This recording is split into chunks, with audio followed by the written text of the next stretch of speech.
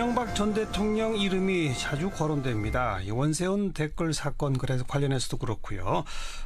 이명박 하면 또 떠오르는 기자가 있죠. 바로 주진우 기자입니다. BBK 건, 내곡동 사저 이런 것들을 특종 보도해서 이 특검으로 쭉 이어지게끔 만들었던 주진우 기자.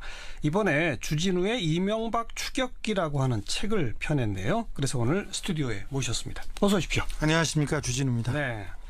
얼마나 추격한 겁니까?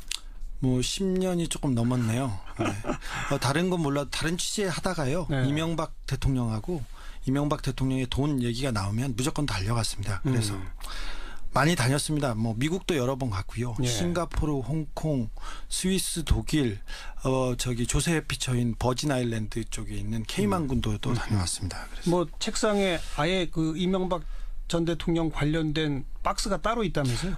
저는 정리벽이 없어서요. 기자로서 되게 치명적인 일인데 그런데 이명박 대통령 자료는 많이 모으지는 못했어도 한 10박스 이상 있습니다.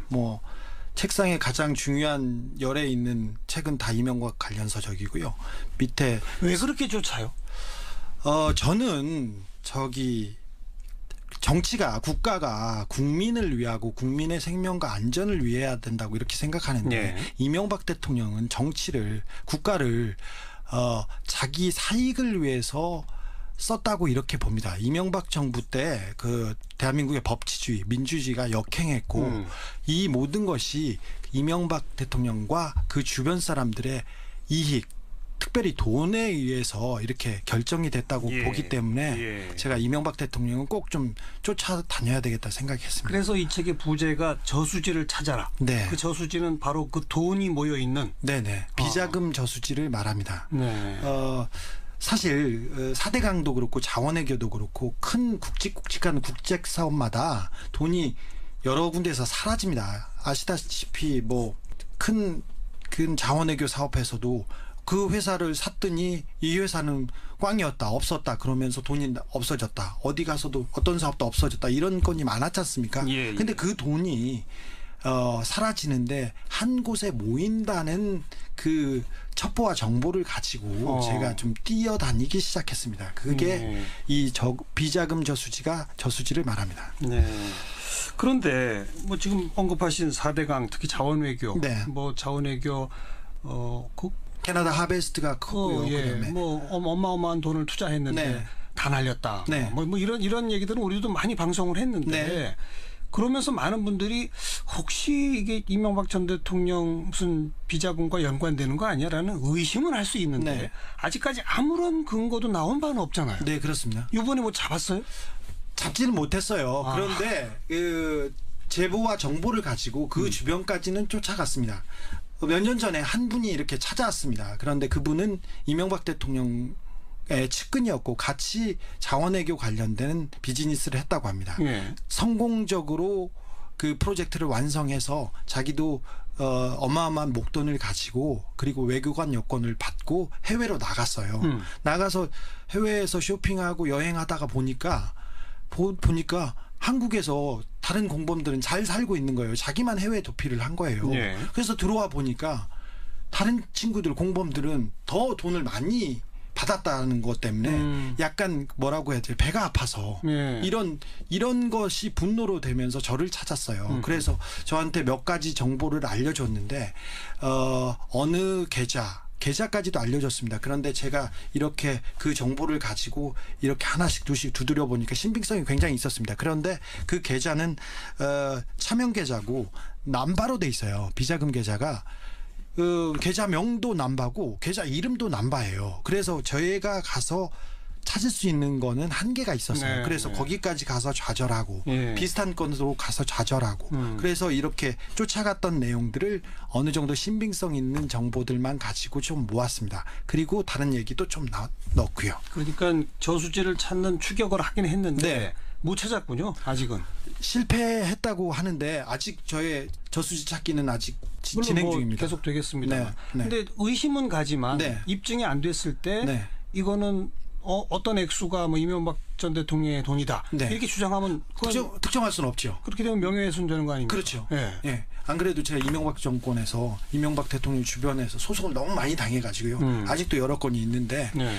이 부분도 소송을 감수하고 쓰기도 했지만 소송에서 제가 이명박 대통령 측근들한테 소송을 여러 건 당했지만 다 이겼어요. 아직 감옥에 안 가고 네. 있습니다. 네. 그런데 이 부분도 다 제가 증명해낼 수 있는 부분만 썼습니다. 저수지의 실체를 파악하는 것까지는 실패했으나 네. 그 부분 중에 확인된 것들은 몇 개 있다. 네, 그렇죠. 하나만 얘기해 보세요.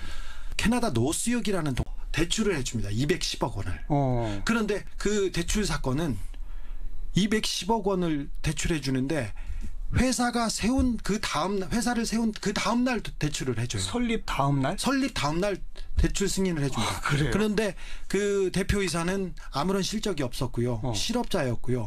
그래서 보증인, 그 다음에 담보 이런 거 다 아무것도 없었습니다. 제가 200만 원을 농협에서 대출을 하려고 하면 정말 많은 서류를 원하고요. 그리고 아니 자본금도 없습니다. 없는 회사인데 네, 해외에 있는 회사인데 설립 하루 만에 210억이 예. 그다음에 한두 달 만에 그 돈은 사라집니다. 그 돈은 사라지는데 농협에서 이 돈에 대해서 전혀 묻지 않습니다. 그 회사는 어떻게 됐어요? 그리고 회사는 공중분해됐죠. 그 회사는 농협에서 돈을 많이 가져왔다고 해서 캐나다에서 돈을 그 분양대금을 받아서 더 큰 덩어리로 1,몇백억을 만들어서 사라졌습니다. 이 회사가 사라졌는데 농협에서 돈을 빌려줬으면 찾아야 될 거 아닙니까? 예. 찾아주지 않습니다. 그 내역을 쫓아가 봤더니 농협에 그 이명박 정부 초기에 취업한 비정규직 몇몇 사람들이 취업을 하자마자 한 첫 번째 프로젝트였어요. 근데 그분들이 한 프로젝트가 인도네시아, 캄보디아, 해외에 여러 사업을 했는데 다 이런 식으로 망했어요. 망했는데 농협에서 절대 찾지 않습니다. 그래서 농협에서 이게 문제가 돼서 어떤 분한테 의뢰를 했더니 그 국제변호사분께서 이 문제를 따져봤더니 이 돈이 캐나다에서 케이만 군도라는데 있다. 조세 회피처럼? 조세 회피처에 있다는 얘기를 농협에 해줍니다. 예. 그랬더니 농협에서 이 변호사를 못하게 하고 자릅니다. 그리고 사실관계를 막습니다. 그래서 농협에서 캐나다 대출권에 대해서 얘기하는 것은 거의 금기였습니다. 근데 알고 보니 그때 이명박 정부 초기에 고용된 몇몇 사람, 해외 프로젝트 파이낸싱을 하라고 고용된 몇 사람이 이명박 대통령 주변하고 밀접한 관련이 있는 사람이었어요. 그래서 이런 프로젝트를 하고 그 사람들은 승승장구합니다. 그분 중에 한 분은 아침에 출근하다가 저수지에서 발견됐습니다. 그러니 의문의 죽음? 의문의 죽음입니다. 경찰에서는 자살이라고 하는데 그 돌아가신 분의 부인한테 물어봤더니 아이들도 잘 크고 죽을 이유가 하나도 없다. 억울하다. 이렇게 얘기하십니다. 그런 내용이 있는데 이 부분은 공신력 있는 분께서 이 돈의 흐름을 보고 거대한 비자금 저수지를 봤어요. 그래서 수사가 어렵지 않습니다. 그래서 농협에서 고소만 하면 캐나다 검찰이 그런데 안 하고 있다? 네. 근데 절대 안 합니다. 그렇게 사라진 돈이 이명박 전 대통령 쪽으로 갔다는 근거는 또 없잖아요. 거기까지는 제가 증명하지 못했습니다. 근데 그 앞에까지 거대한 비자금 저수지가 있으니 이 부분을 조사해달라. 이거는 공권력 있는 기관한테 제가 호소하는 내용이기도 하고 국민들이 여기에 관심을 가지면 수사를 해서 비자금의 실체를 밝힐 수 있다. 여기까지가 제가 하는 내용입니다. 또 있습니까? 그런 게? 심플한 걸 얘기해야 되는데 비자금이라는 게 굉장히 어려워서요.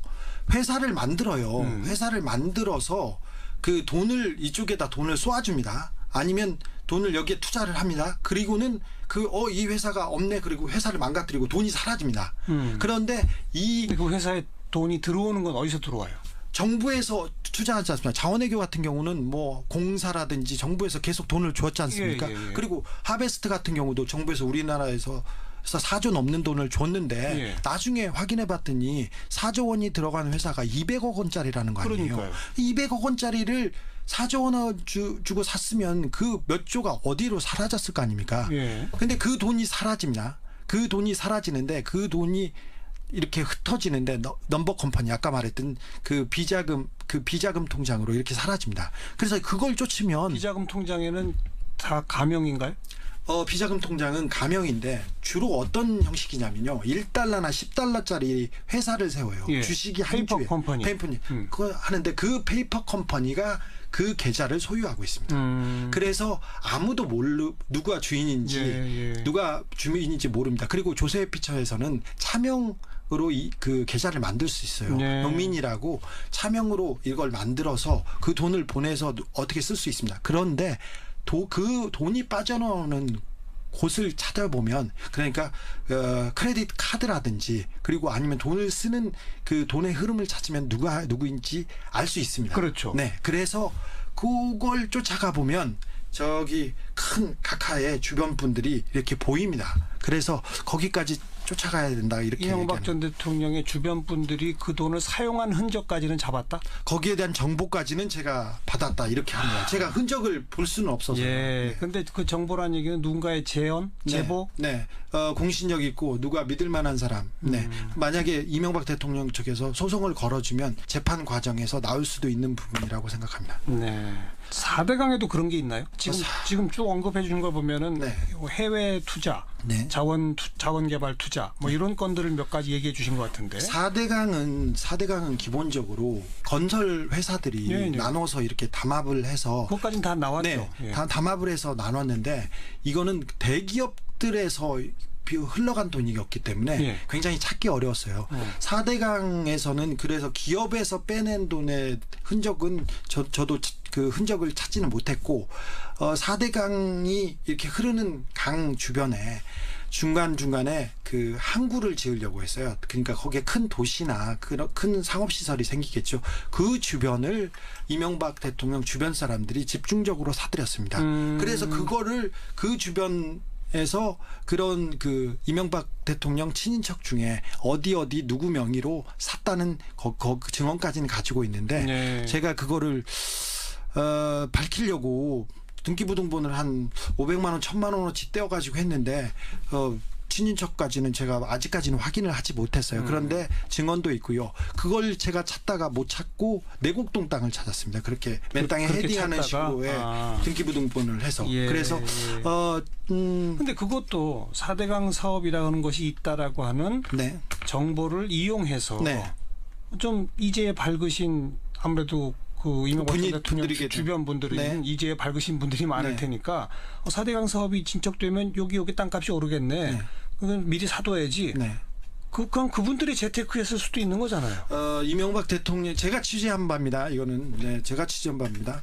이명박 대통령은 그 땅에 친척이 산 땅에 30년 동안 뭐 등기를 걸어놓는다든가 다른 사람 이름으로 그리고 가압류를 1,000원, 10,000원 이런 식으로 자기 흔적을 남깁니다. 그런데 그게 그분 이름은 아니죠. 근데 저는 이명박 친인척들 땅 중에 그렇게 가압류 30년 동안 그리고 소액 가압류가 걸려있는 땅은 다 이명박 대통령 거라고 생각합니다. 그런데 이 부분을 증명할 수 있는 내용과 자료도 일부는 가지고 있습니다. 아무튼 대체로 확증까지 가지는 못했으나 의심이 가는 대목들까지는 모아서 이걸 사회에 알리고 국민들이 관심을 갖고 그래서 관심이 고조되면 공권력을 가진 수사기관이 제대로 수사해보자 이런 거죠. 나서기까지 하는 게 저의 목표라고 생각해서 지금 책도 냈고요. 그래서 여기서는 그냥 주진우 기자의 어떤 추정이라 할 수도 있는데 그 비자금 규모가 도대체 얼마나 되는 거예요? 제가 그 비자금을 쳐다보지 못했고 계좌를 보지 못해서 말할 수는 없는데 대통령의 측근한테 얘기했습니다. 그 돈을 만지거나 볼 수도 있는 사람 비서였으니까 그런 사람한테 물어봤는데 제가 두 사람한테 물어봤는데 한 분 물어봤는데 그럼 주기 전에 얼마나 될 것 같아? 그렇게 얘기해서 처음에는 한 1, 2조 이렇게 생각했는데 나중에 취재할수록 늘어나서 나중에 말했을 때는 제가 한 30조 되는 것 같습니다. 그랬더니 그 이명박 대통령의 측근이 그래도 지금까지 본 사람 중엔 제일 가까운 것 같아 이렇게 얘기합니다. 그리고 어떤 다른 분은 한 10조 정도 된다고 하는데 이명박 대통령의 회사로 의심되는 다스는 뭐 이명박 대통령의 회사입니다 사실은.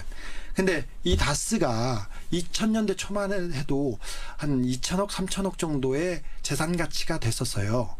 그리고 매출액도 1,000억 정도 이렇게 됐었는데 지금은 매출액이 3조 대고 10조 원 이상의 자산 가치를 가진 회사가 됐습니다. 그래서 이런 회사 그리고 이상득, 이지영 씨 그리고 그런 친인척 이상득 씨는 형이죠. 이지영 씨는 큰형의 그 아들입니다. 이상득 씨의 아들. 그러니까 예. 조카군요. 네. 이명박 대통령. 맥커리에 계시다가 골드만삭스에 있다가 싱가포르로 갔는데 이분은 이명박 대통령의 자금을 관리한다고 의심받는 분입니다. 그리고 뭐 이상은 씨, 큰형이라 이기선 씨, 그 범 가족들을 다 합해보면 저는 30조 정도 된다고 저는 추정합니다.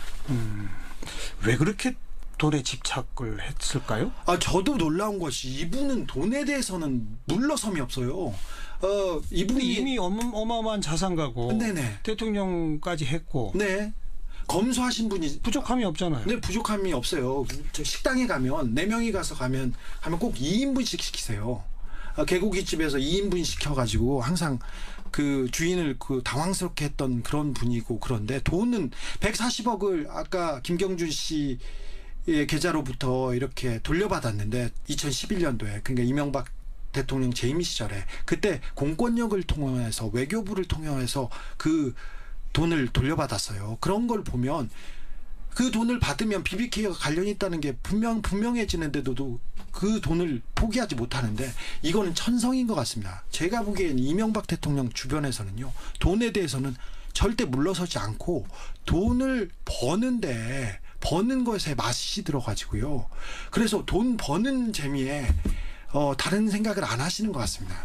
그 측근으로부터 대략 비슷하다 네. 추정된 게 네. 30조 그러나 네. 그거는 그 일가 전체를 네, 그렇습니다. 말하는 것이고 거기에는 지금 뭐 버젓하게 가고 있는 기업체들도 포함되어 있는 것이다. 네, 그렇습니다. 단순히 그냥 무슨 조수해피처의 비밀 계좌 이것만은 아니로군요. 네네, 뭐 거의 전체 규모로 전체 규모는 그 정도 된다고 봅니다. 라고 의심하고 있다. 네, 그렇습니다. 예. 네.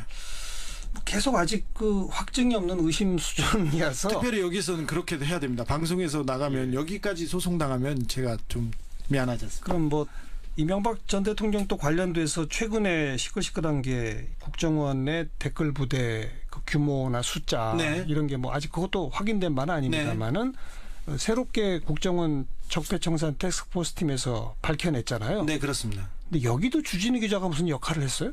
아니 그런 건 아니고요. 이명박 대통령이 계신 곳은 제가 취재를 열심히 하고 있습니다. 그래서 댓글 관련돼서 아르바이트 3천 몇백 명한테 이렇게 했다고 이런 내용도 있는데 앞으로는 국정원에서 그 화이트리스트 그러니까 자기네들 도와주는 건전단체라고 말합니다. 예, 예. 그 사람들은 건전단체라고 말하는데 보수단체에 매달 돈을 줬어요. 거기에 있는 어떤 사람들한테도 돈도 주고 변희재 씨한테도 매달 돈을 주고 그다음에 수구단체들한테 돈을 줬는데 그 부분이 앞으로는 조금 더 문제가 될 거라고 생각합니다. 그 책을 가지고 네. 뭐 OST도 만든다고요? 네, OST가 나왔습니다. 네, 만들어졌습니다. 가수 이승환 씨가 그분이 좀 정의로워서요. 그리고 정의롭고 그분이 사회적인 발언을 하게 된 게 이명박 대통령의 악행을 보고 그랬다고 하는데 그분이 제가 이명박을 추격하는 이 부분에 굉장히 안쓰럽게 생각하고 도와주는데 제가 책 내는 걸 보고 그걸 보고 자기가 OST를 만들었습니다. 북 OST인데 아마 전 세계 최초일 겁니다. 그러니까요. 오리지널 사운드 트랙이 OST잖아요. 네. 그거는 영화에 들어간 영화나 드라마에 음악이잖아요. 네. 북 OST라는 게 있어요. 네, 북 OST 잘 모르겠습니다만 이번에 처음 만들었습니다. 이 책 내용을 알려주는 노래 이런 겁니까? 책 내용이기도 하지만 그 이명박 대통령이 우리 그 사회를 어떻게 생각하는지 그런 내용입니다. 이름은 돈의 신인데요. 뭐 첫 줄은 그렇습니다.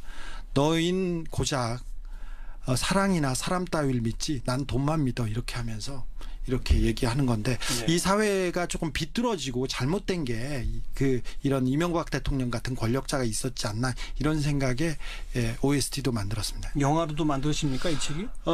이 책이 영화사에 제가 책을 쓴다고 할 때부터 영화사에 판권이 팔렸고요. 다큐멘터리도 나옵니다. 제가 이명박 대통령에 대한 칭송은 계속하고 있어서 국민들한테 좀 환기시키려고 여러 가지 작업을 하고 있습니다. 그럼 이 책이 이명박 추격기 완결판이 아니로군요? 네, 시작입니다. 시작판이로군요? 네, 이제 제가 이렇게 열심히 뛰어다녔는데 제가 실패했습니다. 알겠습니다. 하지만 더 하겠습니다. 더 해서 이제는 앞으로는 성공해 보겠다. 네.